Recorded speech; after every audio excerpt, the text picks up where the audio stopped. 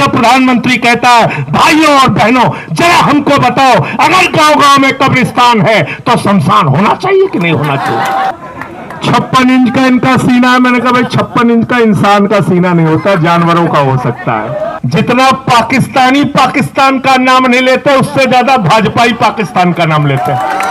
मैं तो कह रहा हूं अभिजीत दीपके को सीजेपी के तरफ से 1 मेडल प्रधानमंत्री के लिए घोषित कर दो, देखो जंतर मंतर पे भी आ जाएगा। तो रुके न जो, झुके न जो, दबे न जो, मिटे न जो, हम वो इनकलाब हैं, जुल्म का जवाब है। सोनम वांगचुक जी को मैं नमन करता हूं, उनकी बहादुरी को, उनकी तपस्या को। अभिजीत दीपके जी और उनके सभी साथियों को, जिन्होंने जंतर मंतर से नौजवानों को एक आवाज दी है, आवाज दी है पेपर लीक के खिलाफ, आवाज दी है सरकार की तानाशाही के खिलाफ। और ये आवाज हिंदुस्तान के हर नौजवान को सुननी चाहिए, क्योंकि जब अभी मैं बातचीत कर रहा था तो मैंने सोनम जी से पूछा कि आपकी उम्र कितनी है, तो मुझसे कहने लगे कि 59 साल की हमारी उम्र है। 59 साल के सोनम वांगचुक अगर इस देश में पेपर लीक रोकने के लिए अनशन कर सकते हैं, तो हिंदुस्तान के हर नौजवान को इनके समर्थन में खड़ा होना चाहिए,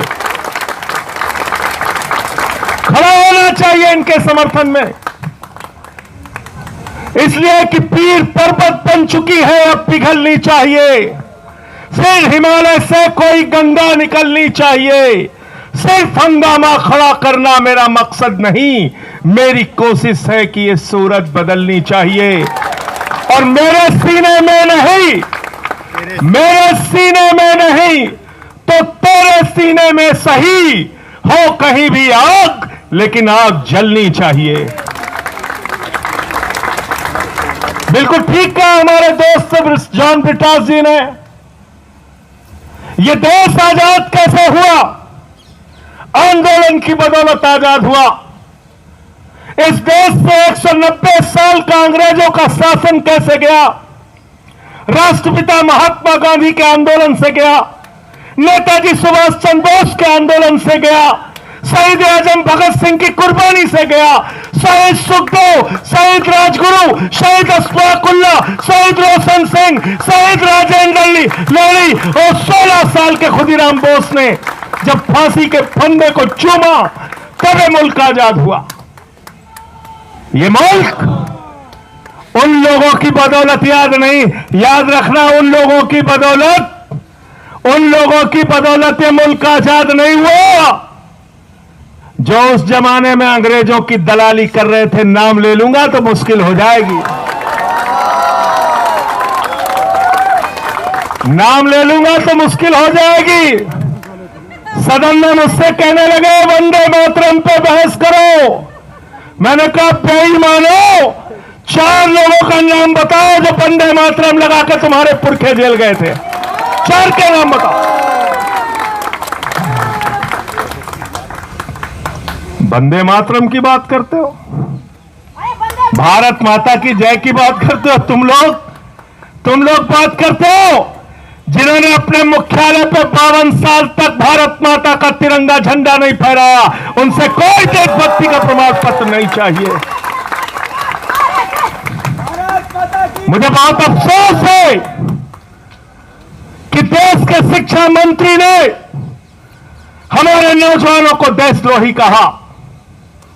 मुझे बहुत अफसोस और पीड़ा है कि इन नौजवानों को अपमानित करने का काम किया गया, जो जंतर मंतर से अपनी आवाज लगा रहे हैं। मैं भारत के प्रधानमंत्री नरेंद्र मोदी और देश के शिक्षा मंत्री से कहना चाहता हूं, ये अपने हक के लिए यहां पर हैं, पेपर लीक को रोकने के लिए यहां पे हैं, और पेपर लीक पूरे हिंदुस्तान में रुकवा कर दम लेंगे। ये इनकी लड़ाई उस बात के लिए है। तुम इनको देशद्रोही कह रहे हो? जो भी अपने लिए खड़ा होता है अपने लिए आवाज उठाता है वो देशद्रोही हो जाता है। किसान आएगा काले कानून के खिलाफ तो कहोगे किसान खालिस्तानी है, पाकिस्तानी है, देशद्रोही है। नौजवान आएगा पेपर लीक के खिलाफ तो उसको कहोगे देशद्रोही है, देशद्रोही है। मैं तो भाजपाइयों के बारे में कहता हूं, जितना पाकिस्तानी पाकिस्तान का नाम नहीं लेते उससे ज्यादा भाजपाई पाकिस्तान का नाम लेते हैं। लेते नहीं लेते बताओ? लेते हैं कि नहीं लेते हैं? देश से प्यार क्या होता है वो सोनम वांगचुक से आके सीखो, अभिजीत दीपके से आके सीखो। क्या होता है देश से प्यार? यहां पे जो नौजवान है उनसे आके सीखो, उनसे आके सीखो। थोड़ी शिक्षा तुम्हारी भी बढ़ेगी। लेकिन सीखोगे कैसे? तुम तो दूसरा काम सीखने में लगे हो, दूसरा काम सीखने में लगे हो। स्कूल लूट रहे हो या नौजवानों को 2 वक्त की खाने की रोटी नहीं मिल रही है, लेकिन तुम लोग स्कूल खा रहे हो, अस्पताल खा रहे हो, सड़क खा रहे हो, बिजली खा रहे हो, पानी खा रहे हो, हवाई जहाज खा रहे हो, समुद्री तट खा रहे हो, गैस खा रहे हो, कोयला खा रहे हो, पेपर खा रहे हो, और तो और प्रभु श्री राम का मंदिर भी खा रहे हो।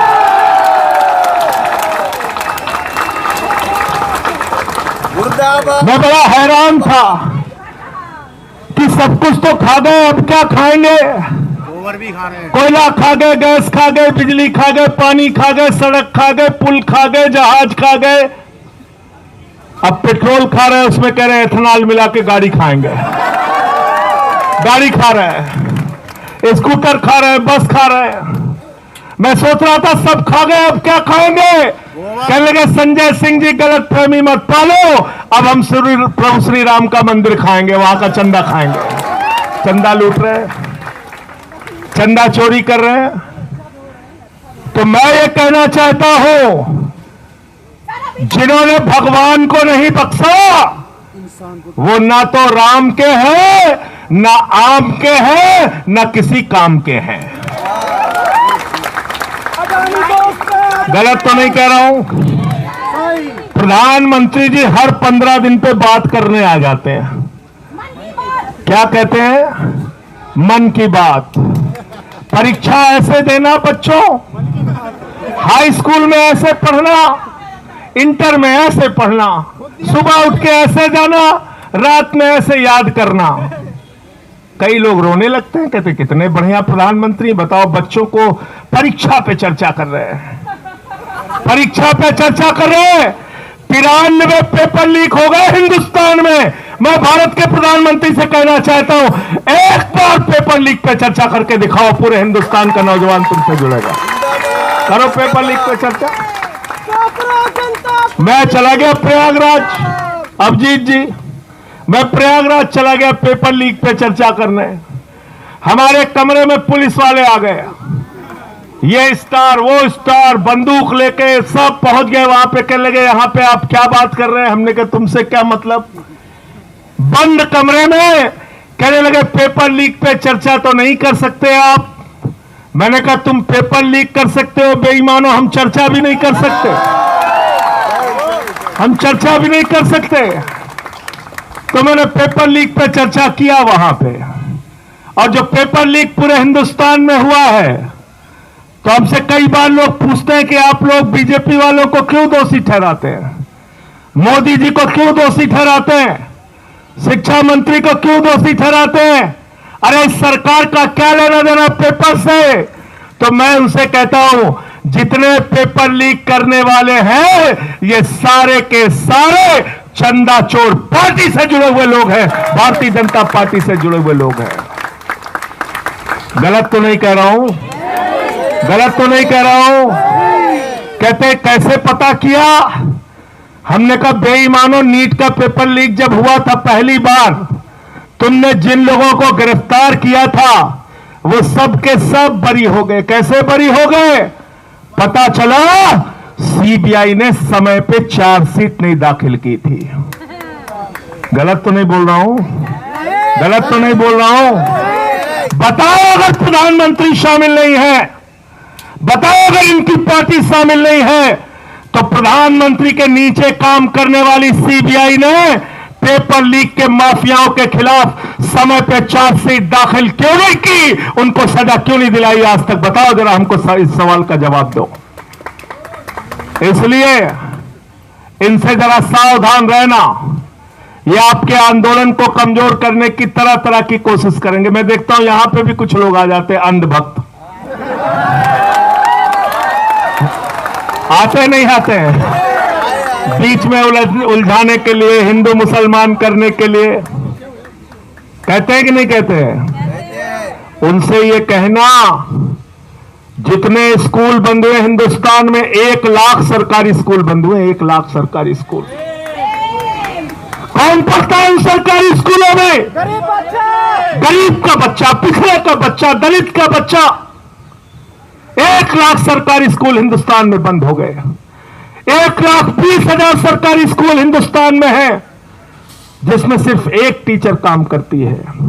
90,000 सरकारी स्कूल हिंदुस्तान में ऐसे हैं जिसमें बच्चियों के लिए टॉयलेट का इंतजाम नहीं है। इस देश में हजारों लाखों सरकारी स्कूल ऐसे हैं जहां पे मिड डे मील में बच्चों को नमक रोटी खाने के लिए दी जाती है, उनके चावल में कीड़े पड़ जाते हैं। मैं पूछना चाहता हूं, हिंदुस्तान के अंदर लोगों को बांटने वाले लोगों, बताओ, जो नारा लगाते हो जिस हिंदू का खून न खोला, इन बच्चों के स्कूल बंद होने पर तुम्हारा खून क्यों नहीं खोलता? क्यों नहीं तुम सड़कों पे आते हो पेपर लीक के सवाल पे? आओ इस जंतर मंतर पे समर्थन करने के लिए आओ इनका साथ दो नौजवानों का। और 20 तारीख से संसद शुरू होने जा रही है। मैं आज इस जंतर मंतर से देश के प्रधानमंत्री को कहना चाहता हूं, जो सोनम वांगचुक का मुद्दा है, अभिजीत दुबके का मुद्दा है, हिंदुस्तान के करोड़ों नौजवानों का मुद्दा है, उस मुद्दे का समाधान जल्दी से कर दो, वरना 20 के बाद देश की संसद को चलने नहीं देंगे। आपके खिलाफ लड़ाई लड़ने का काम करेंगे। और विकास जानते हैं, हम तो ऐसे ही बदनाम है। ये लोग 3 काला कानून लेके आए थे, मैंने माइक तोड़ दिया। जिस माइक से वो काला कानून पास करने जा रहे थे, मैंने माइक तोड़ दिया, मुझे उठा के सस्पेंड कर दिया। भाजपाई नाराज हो गए, कहने लगे देखिए संजय सिंह ने माइक तोड़ दिया, माइक तोड़ दिया, माइक तोड़ दिया। मैंने कहा बेईमानो, तुमने किसानों की हड्डियां तोड़ी है, मैंने तो सिर्फ माइक तोड़ा। ये काला कानून वापस ले लो। नहीं माने हमारी बात। 1 साल तक आंदोलन चला और 1 साल के बाद भारत के प्रधानमंत्री सामने आए, कहने लगे हमारी तपस्या में कमी रह गई है, हम वापस। एक तो इतना रोंधा प्रधानमंत्री आज तक दुनिया के किसी देश में नहीं हुआ। हर बात पे बेचारा रोने लगता है। कोरोना में लोग मर जाएंगे, उसके बाद रोने लगेगा आके। हर बात पे रोने लगता है प्रधानमंत्री हमारा। ऐसा प्रधानमंत्री है, चुनाव में गए उत्तर प्रदेश में, कहने लगे उत्तर प्रदेश के लोगों, भारतीय जनता पार्टी को वोट दे दो।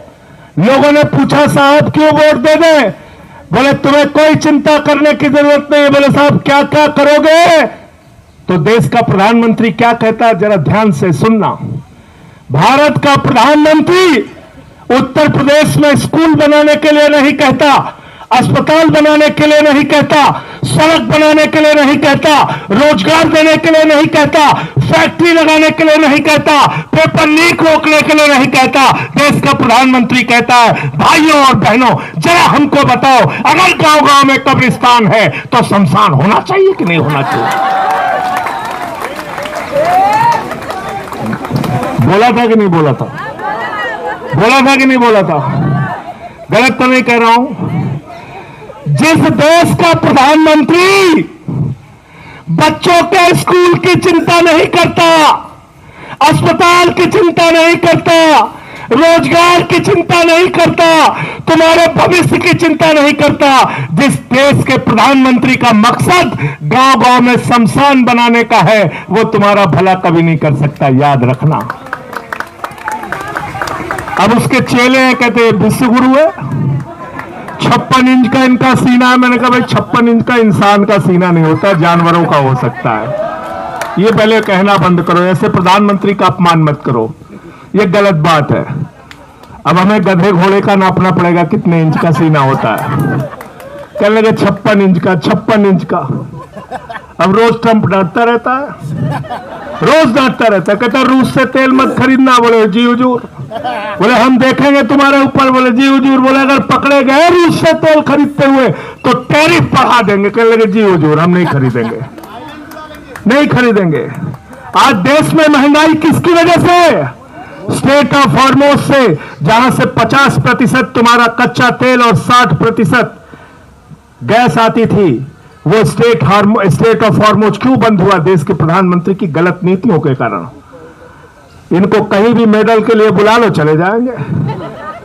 मैं तो कह रहा हूं अभिजीत दीपके को सीजेपी के तरफ से एक मेडल प्रधानमंत्री के लिए घोषित कर दो, देखो जंतर मंतर पे भी आ जाएगा।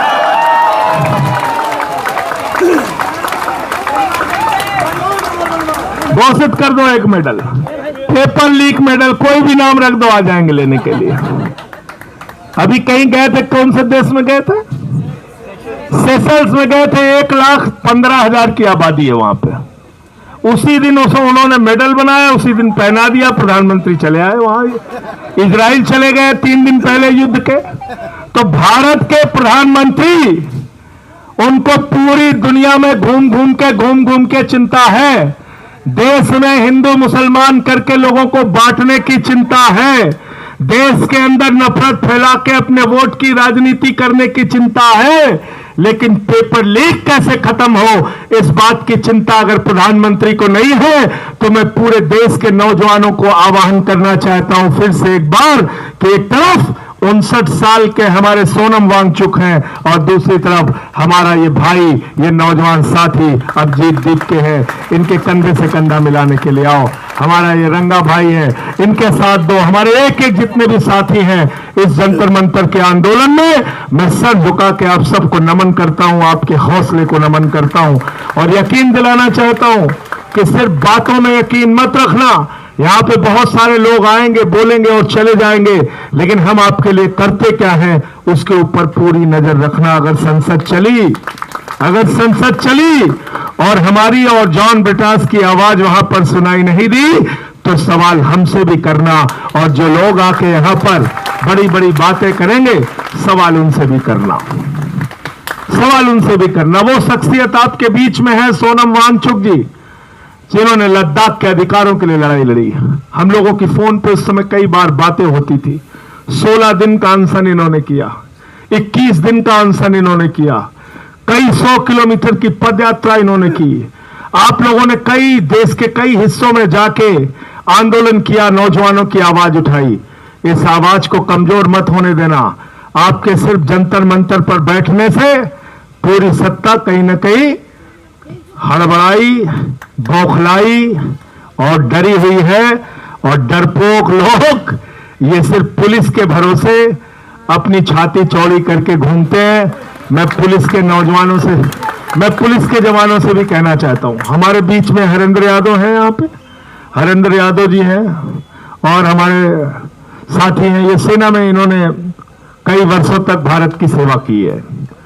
मैं आप लोगों से भी कहना चाहता हूं, पुलिस के जवानों से, मैं पुलिस के अधिकारियों से भी कहना चाहता हूं, तुम्हारे बच्चे भी पेपर लीक से परेशान हैं।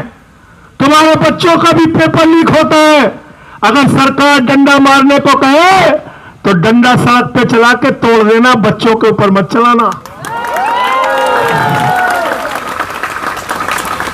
ऐसा किया था, एक जमाने में किया था, जब इस देश में आपातकाल लगा था, तो उसके खिलाफ जब नौजवानों ने आंदोलन किया था तो पुलिस के लिए नारा लगता था, ये अंदर की बात है पुलिस हमारे। तो इसलिए आप लोगों को फिर से एक बार आपके आंदोलन को हृदय की गहराइयों से बधाई देते हुए, आपके आंदोलन को नमन करते हुए, इस भरोसे के साथ कि सरकार को आपके आगे झुकना पड़ेगा, आपकी बात, आपकी मांगों को मानना पड़ेगा। मैं अपनी बात को यहीं पे समाप्त करता हूं और चंदा चोरों के लिए एक लाइन कह के अपनी बात को खत्म करूंगा कि ये अमन बिक रहा है, चमन बिक रहा है। अमन बिक रहा है, चमन बिक रहा है, गरीबों के तन का कफन बिक रहा है, बाजारों में राधा का तन बिक रहा है।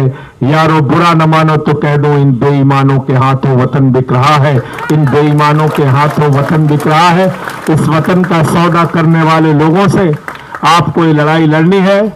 और पीछे से कोई एक गीत के लिए बात कर रहे थे, एक गीत कह के अपनी बात खत्म करूंगा। आप भी साथ देंगे ना हमारा?